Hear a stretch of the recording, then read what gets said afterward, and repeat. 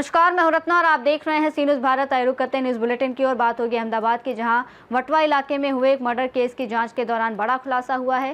साथ ही बात होगी बरेली की, जहां आगामी मुहर्रम को लेकर बहेड़ी कोतवाली परिसर में पीस कमेटी की बैठक आयोजित की गई। तमाम खबरों पर विस्तार से चर्चा करेंगे। वटवा इलाके में हुए एक मर्डर केस की जांच के दौरान बड़ा खुलासा हुआ है, जिसमें पुलिस को नकली नोटों का इंटर स्टेट रैकेट सामने मिला। जांच में पता चला कि मृतक इमरान ने एक घर किराए पर लेकर वहां पिछले 3 महीनों से नकली नोट छापने की फैक्ट्री चला रहा था। पुलिस ने छापेमारी में hi tech laser printer, lamination machine, security thread, RBI mark वाला पेपर और बड़ी मात्रा में नकली नोट बनाने का सामान बरामद किया। जांच में ये भी सामने आया कि इमरान की हत्या में शामिल आरोपियों को ही उसने इस काम के लिए रखा था और संभवतः पैसों या आपसी विवाद के चलते उसकी हत्या की गई। पुलिस ने इस मामले में अब तक 6 आरोपियों को गिरफ्तार कर आगे की जांच शुरू कर दी है। 28 મેના રોજે વટવા પોલીસને એક વર્દી આવી હતી કે કોઈ ફ્લેટમાં એક ડેડ બોડી જેવું મળે છે। વટવા પોલીસ ત્યાં ગઈ, માણસને આઈડેન્ટિફાઈ કરવામાં આવ્યો। એ માણસના જે ફ્લેટમેટ્સ હતા એની સાથે ફ્લેટમાં રહેવાવાળા જે બીજા 4 માણસો હતા, આ 4 માણસોની તપાસ કરીને વટવા પોલીસે એમને ઉત્તર ભારતથી પકડી પાડ્યા। અને આ તપાસ દરમિયાન જ વટવા પોલીસને ત્યાં એક નાનકડું એક ક્લુ જેવું મળેલું હતું કે એક કાગળ બળેલો જેવો હતો। એના પરથી વટવા પોલીસના ધ્યાન પર આવ્યું કે કદાચ આ નકલી નોટ હોઈ શકે છે। પછી આના આગળની તપાસ હાથ ધરવામાં આવી। ઝોનની એલસીબીની ટીમ અને વટવા પોલીસ આ બંને મળીને આ જે લોકોને પકડ્યા હતા, આ લોકો પાસેથી જુદી જુદી વસ્તુ અને એમના આજ દિન સુધીના કરેલા કામો આ બાબતની પૂછપરછ કરવામાં આવી। અને આ લોકો ત્યાં નકલી નોટો પ્રિન્ટ કરીને આ ડિસ્ટ્રીબ્યુશન નેટવર્ક ચલાવતા હતા। ઇમરાન સિંધા નામનો જે વ્યક્તિ મરણ ગયો છે, આ ત્યાં કમલેશ પટેલ નામનું એક ફોટોશોપ આધાર કાર્ડ બનાવીને રહેતો હતો। અને આ સમગ્ર વસ્તુનો મેઇન મુખ્ય આરોપી જેવો હતો, જેને નોટ બનાવવાની ટેકનિક, આની પ્રિન્ટ કરવાની ટેકનિક, વોટરમાર્કથી ગાંધીજીનું પ્રિન્ટ પાછળની બાજુ લાવવાની ટેકનિક, આ બધું એને પોતે આમાં એને માસ્ટરી હતી। અને આ એને કર્યા પછી આના પહેલાં પણ આના 2 ગુનામાં આવી ચૂક્યો છે, જે એક ગોધરામાં અને એક સુરતમાં બન્યો હતો અને એ પકડવાનો બાકી હતો। આ માણસે આ નોટ બનાવવાનું કાવતરું પછી અમદાવાદમાં શિફ્ટ કર્યું અને અમદાવાદમાં શિફ્ટ કર્યા પછી આ કામ માટે એને જે મદદની જરૂરિયાત હતી એના માટે એક એક કરીને એને આ 4-5 છોકરાઓને રિક્રૂટ કરેલું હતું। ત્યાં નોટ બનાવવાની ટેકનિક જે છે એ તમામ ટેકનિક ઇમરાન સિંધાને જ ખબર હતી।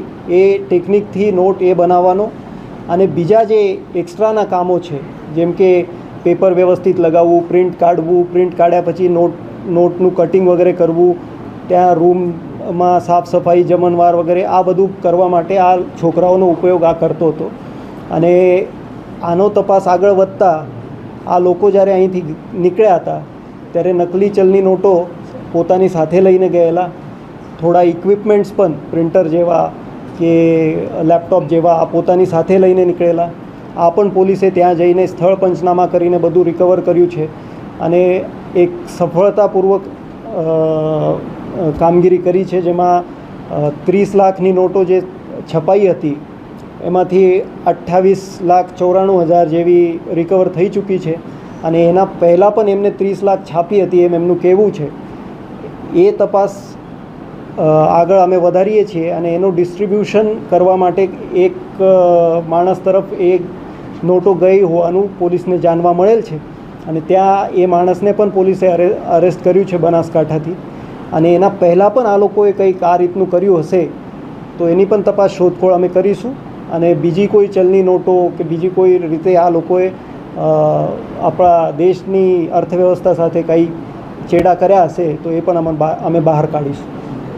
સાહેબ, આજે નોટો જે જગ્યાએથી મળી એ ઘર કોનું હતું આ આરોપીઓમાંથી અને કેટલા દિવસ ત્યાં મૂકી રાખી અને આરોપીઓ ત્યાંથી જ પકડાયા કે બીજી કોઈ જગ્યાએ? આરોપીઓ પહેલાં મર્ડરના કેસમાં વોન્ટેડ હતા. અમે એમને અમારી પહેલી ટીમ જ્યારે ગઈ હતી ત્યારે એમને હરિયાણાથી પકડેલા. રસ્તા પર બસમાં પ્રવાસ કરતા હતા ફતેહબાદથી આગ્રાની બાજુ, ત્યારે એમને પકડવામાં આવ્યું હતું. આ આરોપીઓને પકડ્યા બાદ એમના પાસેથી જે વસ્તુઓ ત્યાં મળવી જોઈએ હતી નોટ પ્રિન્ટિંગની એ મળી નથી. પછી એમને પૂછપરછ કર્યા બાદ એમને કબૂલ્યું કે અમે આ નોટો કે આને લાગતી વળગતી વસ્તુઓ અહીંયા છુપાવીને રાખી છે.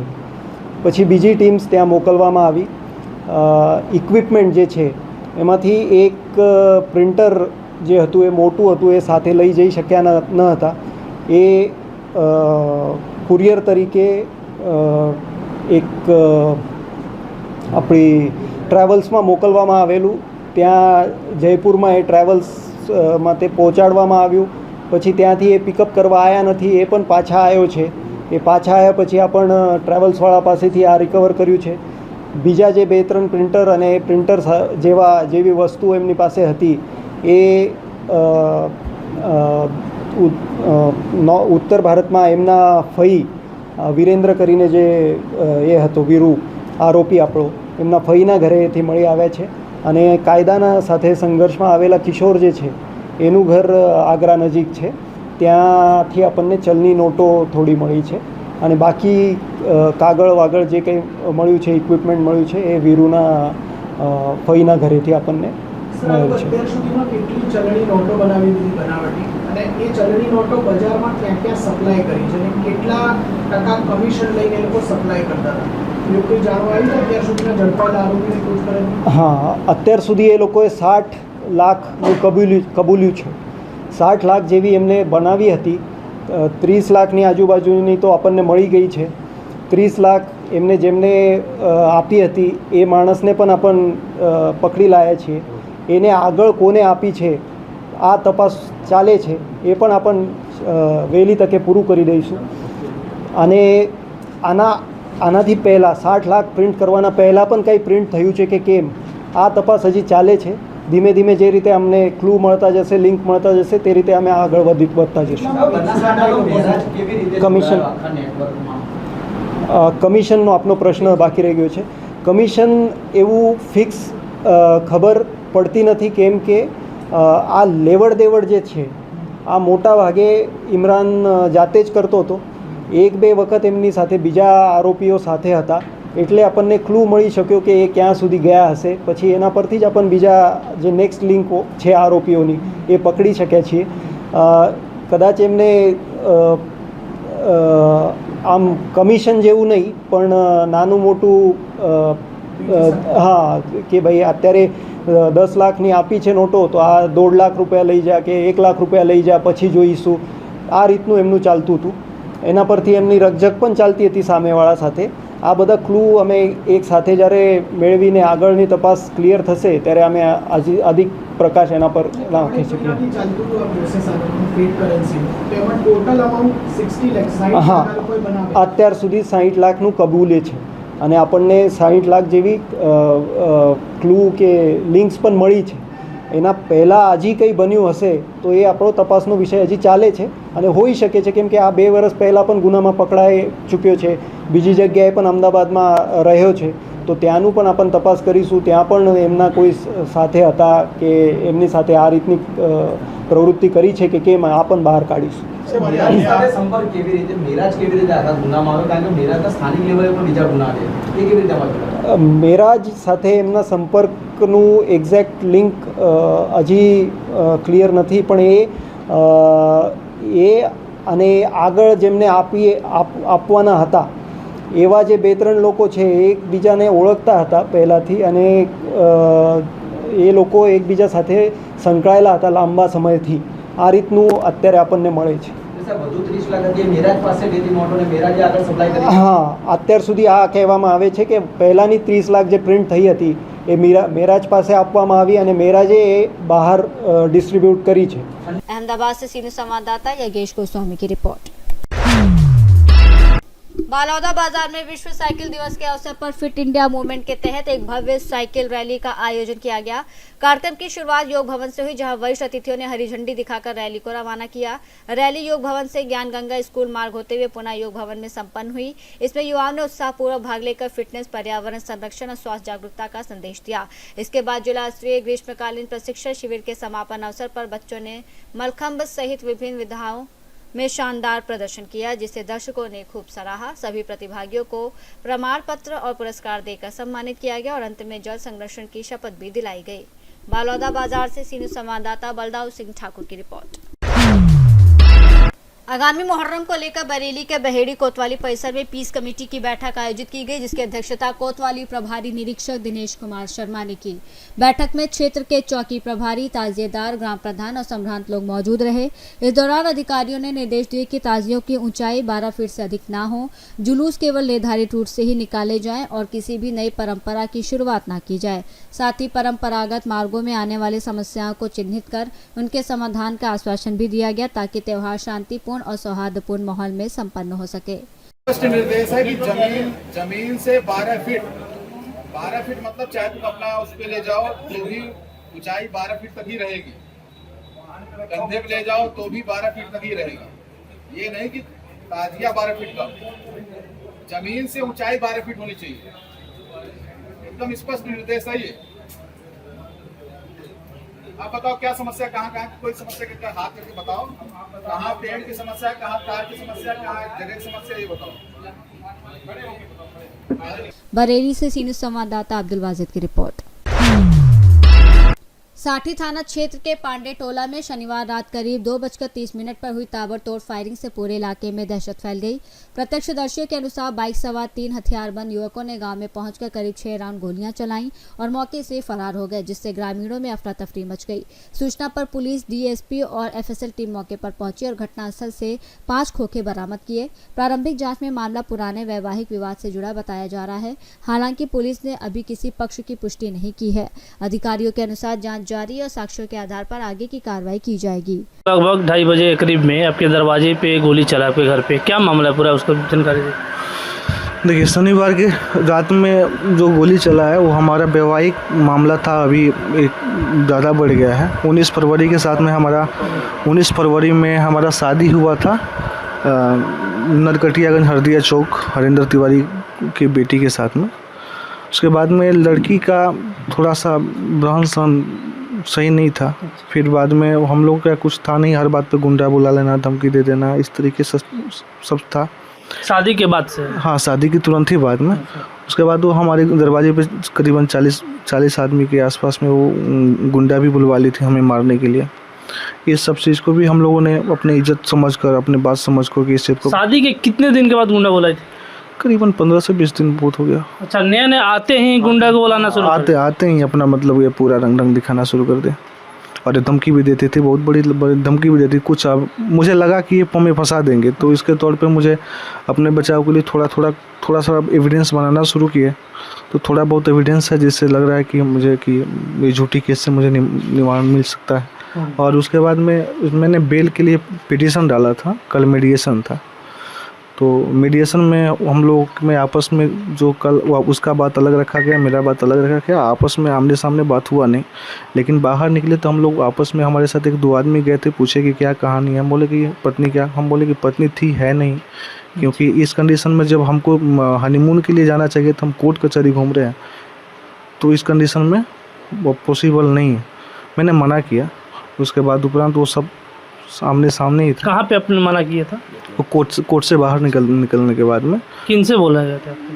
मेरे द्वारा, जैसे हमारे यहाँ हमारे पास में 1-2 आदमी था, वो पूछे कि आपकी पत्नी है, उनकी आपके लफड़ा शूटिंग मतलब जो आपका केस कर रहे हैं पत्नी के साथ चल, उन्होंने कहा पत्नी थी, अब है नहीं। क्योंकि जब ये मैं बात को बोला, उसके उपरांत ये लोग गाली गलौज, मारपीट वाला धमकी, जैसे तुम्हारा औकात दिखा देंगे, मरवा देंगे, मतलब बहुत सारा चीज़ें वहीं पे कोर्ट में। हाँ, कोर्ट से बाहर, मतलब कि ये सब बहुत सारी धमकियाँ मिली। कब की ये घटना? एक घटना कल, मतलब यही जब वहाँ की घटना है। अच्छा। हाँ, उसके बाद हम अपना जीवन यापन जैसा डेली चलता है वैसा आदमी घर आया, खाना पीना खाया, आराम किया। थोड़ा तबीयत भी ख़राब चल रहा था ऑलरेडी, तो दवा ववा लिए, बेड पे गए। बारिश का मौसम था, घटा चमक रहा था, थोड़ा सा मौसम ठंडा हुआ, राहत में नींद पड़ा हुआ था। 2:30 बजे के आसपास में फायरिंग हुआ, वो भी किसी और के द्वारा देखा गया, नहीं तो हमें वो भी नहीं मालूम चला था। कैसे मतलब पता चला आपको ये जिस आपके ससुराल वाले के लोग हैं? वो इस तरीके से, क्योंकि देखिए हमारे ख़ानदान में 3 पुश्तन 4 पुश्तन, दादा परदादा बाप और हम, आज तक हमारे परदादा में आसपास ये नहीं आप आपस पड़ोसी झगड़ा भी नहीं है आज तक हम लोगों का, किसी से गाली गलौज नहीं है, किसी से मारपीट नहीं है, कोई जानी दुश्मनी हम लोगों का एक दूसरे का है नहीं। अभी नया नया शादी है, नया नया झगड़ा, क्योंकि वो लोग अपराधी टाइप के है, वो लोग किसी हद तक जा सकते हैं, क्योंकि ऑलरेडी हमारे घर पे 40 गुंडा आ चुके हैं, तो हो ना हो उसी का गुंडा है, अच्छा वो शक के आधार पर आप बोल रहे हैं ना? शक के आधार में क्लियर है ये, वही था, दूसरा कोई है नहीं। ये नहीं हुआ कि आपकी पत्नी से जो पहले इस तरह का विवाद चल रहा था उसको लेकर के आप उन लोगों को फंसाने के या कुछ झूठा आरोप लगा रहे, इस तरह का कोई ये नहीं ना? अगर इस तरीके से मान लीजिए कि अगर कुछ किया जाता, कृत्य बनता है, तो कानूनी तौर पे ऑलरेडी हम बेल भी चल रहा है, बेल भी अभी तक लड़की ने हम पे बहुत सारा आरोप लगाई, बहुत सारा मैंने केस भी कर रखी है। हम लोगों ने अब तक उसको मतलब कि मैनेज करने के लिए उसका मतलब कि ये सब मैटर ख़त्म करने के लिए, लेकिन वो सब उस तरीके से है जिससे मतलब वो नहीं होता कि पानी में पत्थर मारना छिछुल के निकल जाना, वो सेम कहानी है, वो किसी हद तक जा सकता है। मैं कैसे आप क्लियर कर रहे हैं कि जो वही लोग होंगे? क्योंकि वैसे धमकी बहुत सारी मिली है, बहुत सारा एविडेंस है जिससे अपना बचाव के लिए है, बहुत सारा धमकी है जिससे ये लग क्लियर है कि वही है और कोई नहीं हो सकता है। तो उस समय जिस समय आप गोली चल रहा था उस समय आप कहाँ थे? मैं बेड पे था, मैं सोया हुआ था। उसी घर में जहाँ पे गोली चल रहा थी उसी घर में? हाँ, उसी घर में ही था। अच्छा, तो किसी ने देखा उन लोगों को या कोई पूछा उनसे? नहीं, वो मेरे छोटे बाबा जी को थोड़ा देखा गया। अच्छा, कि वहीं देखे कि बाइक जो है सीधा नहीं, पीछे से बाइक आ रहा था, एक बाइक उधर लगा हुआ था, वो दरवाजे पेशाब करने निकले, उसी बीच वो देख लिए, टोक दिया। अच्छा, वो हमारे जहाँ मैं सो रहा था 2 आदमी उधर निकल चुका था ऑलरेडी, अच्छा, एक वहाँ खड़ा था जिससे बाबा जी ने पूछने के बाद में ये सबको बुलाए, जब बुलाए तो वो आकर भाग के गाड़ी पे आया, गोली चलाया। तो वहाँ पे आपके बाबा जी थे, उन लोगों से पूछे कि आप लोग क्या करने आए? हाँ, क्या करने हैं। उसी पीरियड में वो आया, वो सब भाग के गए, गाड़ी पे बैठा, गोली चलाया, दीवार पे चला।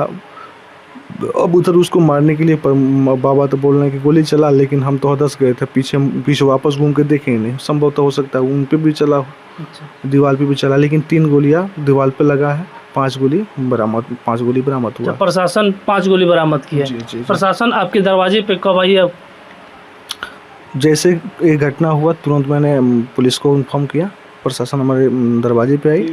3:10 के आसपास में प्रशासन हमारे पास आ गई थी। उसके बाद में अब तक ये कार्रवाई चल ही रहा है। कौन कौन पदाधिकारी अभी तक आपके पास आए हैं?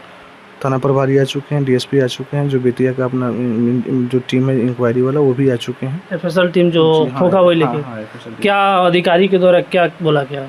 अभी ऐसा कुछ हमारे पास सूचना नहीं है, लेकिन अभी हम इसका ऐसा कुछ सूचना नहीं है। अभी आवेदन आप थाना में दे चुके हैं? नहीं, आवेदन के लिए हम लोग अभी आवेदन देंगे। अभी सुबह से इसी सब के लगातार कोई प्रभारी आ जा रहे हैं, कोई कुछ आ रहे हैं, तो अभी हम लोग व्यवस्था में थे, तो उधर एफआईआर हम लोग दिए नहीं, लेकिन आवेदन हम लोग देंगे। आगे क्या चाहते हैं आप पुलिस विभाग से? न्याय चाहिए। कितने लोगों पे आपका शक है? शक तो पूरे परिवार पे ही है। लगभग कितने लोग शामिल ये होंगे? 4-5 आदमी इंक्लूड होगा। हाँ, उसके अलावा उसका गलत अफेयर भी है, वो भी हो सकता है साजिश में। क्या डीएसपी साहब आपके दरवाजे पे आए थे? ये लगभग तो आपका मामला फरवरी से चल रहा है जी। क्या आपको लगता है कि उसे न्याय आपका मिलेगा? बिल्कुल मिलेगा। अगर सही चीज़ अगर दिखाया जाए तो बिल्कुल मिलेगा ना। आपका नाम, आपका परिचय अपना दीजिए। मेरा नाम चुन्नू पांडे हुआ और हम रहने वाले हैं साठी थाना, ग्राम पांडे। लगभग 3 बजे रात्रि में पुलिस को सूचना मिली है कि नंदपुर गांव में फायरिंग की घटना घटी है। त्वरित यहाँ पर पुलिस आई तो देखी कि यहाँ 5 खोखा पड़ा हुआ है। चुन्नी पांडे द्वारा बताया जा रहा है कि उनका शादी हरदिया चौक पर हुआ है और पत्नी इनके पर दहेज उत्पीड़न के केस की हुई हैं। कल केस में इन लोग का कोर्ट में दोनों पक्ष को बुलाया गया था और वहीं जब ये कोर्ट से बाहर निकले तो इनके साला द्वारा इनको धमकी दिया गया कि हम देख लेंगे। इनको आशंका है कि इनके ससुराल वाले लोग ही घटना कराए हैं। अभी तक इनके द्वारा लिखित नहीं दिया गया है। इनके से लिखित प्राप्त होने के बाद हम लोग कार्रवाई करेंगे। बेतिया से सीनियर संवाददाता विनोद कुमार की रिपोर्ट। बुलंदशहर जनपद पुलिस ने मई माह के दौरान खोए हुए और चोरी हुए कुल 140 मोबाइल फोन बरामद कर उनके असली स्वामियों को सुपुर्द किए हैं। बरामद मोबाइलों की अनुमानित कीमत लगभग 35 लाख रुपए बताई जा रही है। इस संबंध में जानकारी देते हुए अपर पुलिस अधीक्षक अपराध नरेश कुमार ने बताया कि सीआई पोर्टल पर प्राप्त शिकायतों के आधार पर पुलिस ने विशेष अभियान चलाकर ये कार्रवाई की। उन्होंने बताया कि पुलिस ने विभिन्न राज्यों और जनपदों से मोबाइल फोन ट्रेस कर उन्हें बरामद किया और उनके मालिकों को वापस सौंपा। जिले के 27 थानों की पुलिस द्वारा यह अभियान चलाया गया, जिसमें कोतवाली नगर बुलंदशहर ने सबसे अधिक 23 मोबाइल फोन बरामद किए, जबकि खुर्जा नगर पुलिस ने 21 मोबाइल फोन बरामद कर दूसरे स्थान पर रही। पुलिस अधिकारियों के अनुसार यह अभियान आगे भी जारी रहेगा ताकि आम नागरिकों को उनके खोए हुए मोबाइल समय पर वापस मिल सके। आज मोबाइल पुलिस ने बरामद किए हैं, किस तरह के मोबाइल है और कितनी संख्या है सर? बुलंदशहर पुलिस द्वारा लगातार मोबाइल रिकवरी के क्षेत्र में अच्छा कार्य किया जा रहा है। इसी के क्रम में मई माह में बुलंदशहर पुलिस द्वारा 140 खोए हुए एवं चोरी हुए मोबाइल बरामद किए गए हैं, जिनकी अनुमानित कीमत लगभग 45 लाख है। आपको अवगत कराना चाहता हूँ, ये मोबाइल CEIR पोर्टल के माध्यम से बरामद किए गए हैं। मेरी बुलंदशहर वासियों से अपील है, किसी का भी यदि मोबाइल खोता है या चोरी होता है तो निकटतम थाने पे या सर्विलांस सेल में CEIR पोर्टल पर मोबाइल से संबंधित सूचना अपलोड कराएं ताकि उसका मोबाइल पुलिस द्वारा खोजा जा सके। बुलंदशहर से सीनियर संवाददाता उमेश की रिपोर्ट। विश्व साइकिल दिवस और संडे ऑन साइकिल अभियान के तहत कबीरधाम पुलिस द्वारा स्वास्थ्य, पर्यावरण संरक्षण और फिटनेस को बढ़ावा देने के लिए विशेष साइकिल रैली, पैदल वॉकिंग कार्यक्रम का आयोजन किया गया। कार्यक्रम का शुभारंभ पुलिस अधीक्षक कार्यालय कबीरधाम से हुआ और इस दौरान पुलिस अधिकारियों, कर्मचारियों ने शहर के प्रमुख मार्गों, चौक चौराहों और काली गार्डन क्षेत्र में पैदल वॉकिंग की और उसके बाद साइकिल रैली निकाली। रैली के माध्यम से आम नागरिकों को नियमित व्यायाम, स्वस्थ जीवन शैली और पर्यावरण संरक्षण के प्रति जागरूक किया गया। ये रैली विभिन्न मार्गों से होते हुए पुनः पुलिस अधीक्षक कार्यालय पहुंचकर संपन्न हुई। पुलिस अधीक्षक धर्मेंद्र सिंह ने कहा कि साइकिल केवल परिवहन का साधन नहीं बल्कि स्वस्थ जीवन, स्वच्छ पर्यावरण और अनुशासित दिनचर्या का प्रतीक है। करवर्धा से सीनियर संवाददाता दीपेश जामले की रिपोर्ट। लातेहार का अग्निशमन कार्यालय आज भी मूलभूत सुविधाओं के अभाव और जर्जर भवन की समस्या से जूझ रहा है। भवन की हालत खराब होने के कारण कर्मचारियों को कठिन परिस्थितियों में काम करना पड़ रहा है, जबकि डिजिटल युग में भी यहां अधिकांश कार्य मैनुअल तरीके से किए जा रहे हैं। ना तो पर्याप्त रोशनी और पंखों की व्यवस्था है और ना ही आधुनिक कंप्यूटर जरूरी संसाधन उपलब्ध हैं, जिससे कामकाज प्रभावित हो रहा है। स्थानीय लोगों का कहना है कि आपातकालीन सेवा होने के बावजूद कार्यालय की स्थिति चिंताजनक है और इसे जल्द आधुनिक सुविधाओं से लैस किया जाना चाहिए। वही विभागीय प्रभारी ने भवन मरम्मत का कार्य चलने की बात कही है और जल्द सुधार का आश्वासन दिया है। हाँ सर, आपका जो भवन है सर काफ़ी जर्जर है सर, बहुत सारी दिक्कत देखने को मिल रहा है सर। इसके लिए सर क्या प्रयास किया जा रहा है आपके द्वारा कि मतलब थोड़ा सा ठीक ठाक हो? अग्निशमन लातेहार में एक सरकारी बैरक है, नीचे गैरेज है जिसमें वाटर टेंडर रहता है, ऊपर कर्मचारी लोग रहते हैं, पीछे एक स्टाफ क्वार्टर है, उसमें 6 क्वार्टर है और एक पदाधिकारी का आवास है और 3 है, एक बाउंड्री है, 4 गो है। चारों में स्थिति जर्जर है, लेकिन विभाग द्वारा अभी मरम्मती का कार्य चलाया जा रहा है बृहद तौर पर। 1-2 महीना में ये सब ठीक हो जाएगा। लातेहार से सीनियर संवाददाता बबलू खान की रिपोर्ट। पुलिस अधीक्षक शाहजहांपुर के निर्देश पर चलाए जा रहे अवैध हथियारों के खिलाफ अभियान के तहत कोतवाली पुलिस ने रात्रि गश्त के दौरान एक आरोपी को गिरफ्तार किया है। मुखबिर की सूचना पर बरेली सीतापुर हाईवे से करीब 200 मीटर दूरी पर संदिग्ध व्यक्ति को पकड़ा गया, जिसकी पहचान रजत सोनी उम्र 29 वर्ष निवासी आनंदपुरम कॉलोनी थाना कोतवाली शाहजहांपुर के रूप में हुई। तलाशी के दौरान उसके पास से एक देशी तमंचा 315 बोर और एक जिंदा कारतूस बरामद किया गया। पुलिस ने आरोपी को हिरासत में लेकर आर्म्स एक्ट के तहत मामला दर्ज कर आगे की कार्रवाई शुरू कर दी है। शाहजहांपुर से सीनियर संवाददाता रवि की रिपोर्ट। शामली के चर्चित धर्मांतरण प्रकरण में मेडिकल स्टोर संचालक और केमिस्ट एसोसिएशन अध्यक्ष देवराज मलिक ने गंभीर आरोप लगाते हुए दावा किया है कि उनके इकलौते बेटे आयुष मलिक का सुनियोजित तरीके से धर्मांतरण कराया गया और उस पर लंबे समय से मानसिक दबाव बनाया जा रहा था। उन्होंने आरोप लगाया कि जिम ट्रेनर चांदनी कुरैशी और उसके परिवार के लोगों द्वारा उनके बेटे को बहला फुसलाकर प्रभावित किया गया, जिससे उसकी जीवन शैली और धार्मिक गतिविधियों में बदलाव आया। साथ ही आर्थिक लाभ लेने और परिवार पर भी धर्म परिवर्तन का दबाव बनाने धमकी देने के आरोप भी लगाए। देवराज मलिक ने पुलिस से निष्पक्ष जांच और दोषियों पर सख्त कार्रवाई की मांग की है, जबकि पुलिस ने मामला दर्ज कर जांच शुरू कर दी है और कहा है कि सभी पहलुओं की जांच के बाद ही स्थिति स्पष्ट होगी।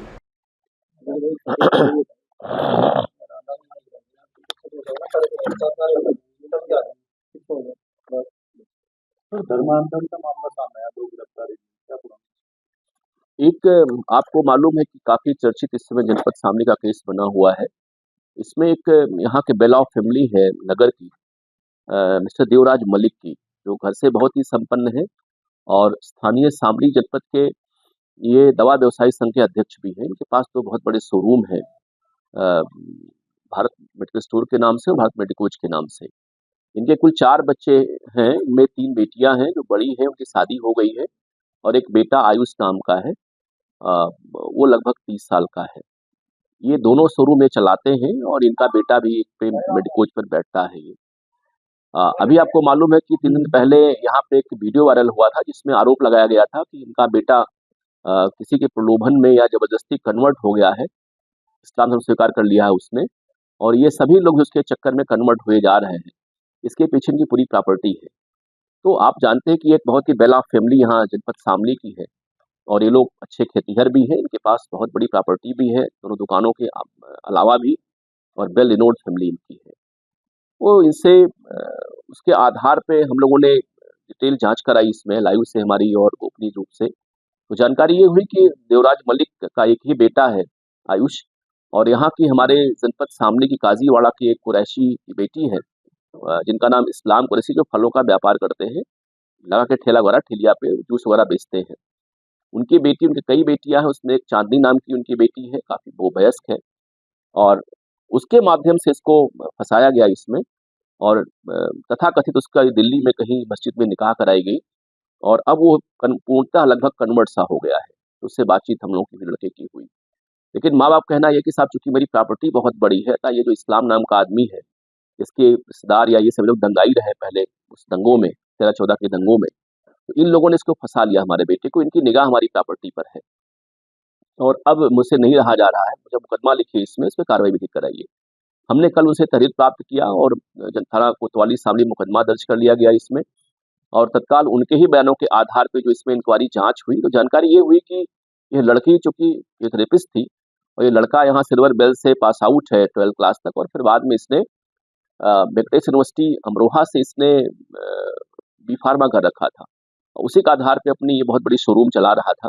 तो उसने उसी के माध्यम से इसको इसने संपर्क किया और बाद में जिम में महिला रही है, जिम के माध्यम से टच इसमें किया। तो इसकी सिस्टर ने, इसका एक भाई जो इसके यहाँ नौकर था आयुष का, इन लोगों ने प्रलोभन दे करके इनको और इसको इसके चक्कर में डाला और बाद में निकाह कराने के लिए जो है इन लोगों ने इसको कन्वर्ट करा दिया। अभी वर्तमान में लंबी लंबी दाढ़ी रखता है और इस्लामिक टोपी लगाता है, कुर्ता पजामे पहनता है ये, और अपने फादर से कम ही बात करता है, क्योंकि हमने जो बातचीत करवाई, हमने खुद ही बात किया इस लड़के से। ये बहुत इमोशनल लड़का है ये, और ये पाकिस्तान के जो स्पिरिचुअल लीडर हैं वहाँ के, डॉक्टर इसरार, आप यूट्यूब पर देखते हैं उनका भाषण, तो उनका यही काम है कन्वर्जन कराना और भाषण देना इस्लाम के तमाम इशूज पर। उनको ये फॉलो करता, उनसे प्रभावित हुआ ये, और बाद में इस लड़की ने निकाह करने के एवज में इसने ये काम कराया इसने। तो फिलहाल मुकदमा दर्ज कर लिया गया है। उसकी जो तथाकथित जो निकाह वाली पत्नी है या निकाह जिसने किया है चांदनी, उसका फादर गिरफ्तार हो गए हैं इसमें। अभी इसका जो भाई है जो उसकी दुकान पर नौकर था आयुष के, वो फरार है।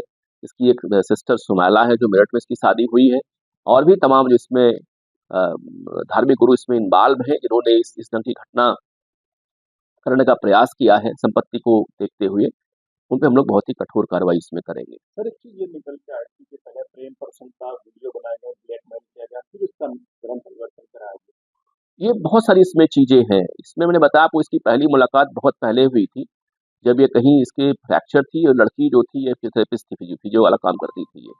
इसके बाद फिर बाद में ये जिम लड़का जाता था, वहाँ जिम में पहुँच गई वो, फिर जिम के माध्यम से फंसाया इसको।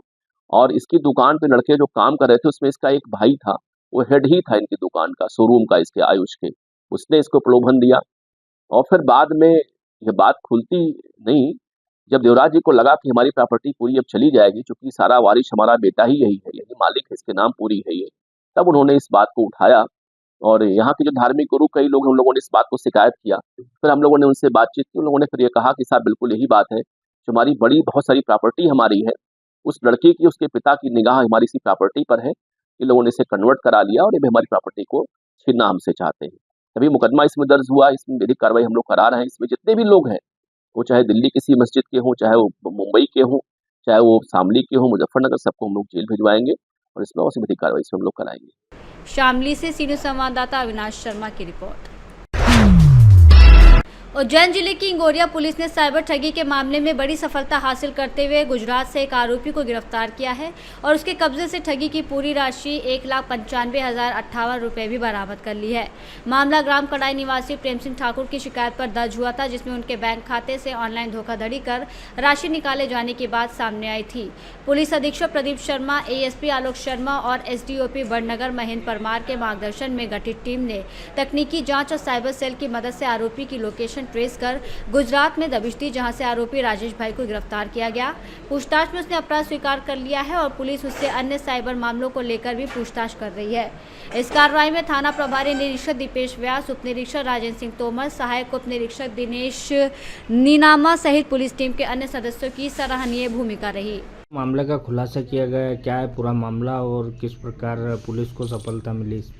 अभी के जिले में जो है साइबर फ्रॉड के मामले बहुत अधिक हो रहे हैं। इस संबंध में श्रीमान पुलिस अधीक्षक महोदय, अतिरिक्त पुलिस अधीक्षक महोदय, रमेश जी महोदय द्वारा जो है निर्देश दिए गए थे कि इनकी पतावशी के संभव प्रयास किए जाएँ और गाँव जाकर जो है लोगों को समझाई जाए। इस तारतम्य में जो है गोपाल ठाकुर करके है कड़ाई का, उसके विरुद्ध ट्रेनिंग के नाम पर जो है गुजरात वाले एक लड़के ने जो है 1,95,000 की ठगी की थी, जिस पर अपराध क्रमांक 50/420 में उसका कायम किया गया था, विवेचना में लिया गया था। विवेचना के दौरान जो है तकनीकी सहायता लेकर और उसके मोबाइल नंबर से ट्रेस करके लिमड़ी दाहोद के एक लड़के का पता किया और टीम भेजकर उसको वहां से पकड़वाया और आरोपी के कब्जे से जो ठगी की जो राशि थी 1,95,000 रुपये, संपूर्ण राशि जब्त की गई है।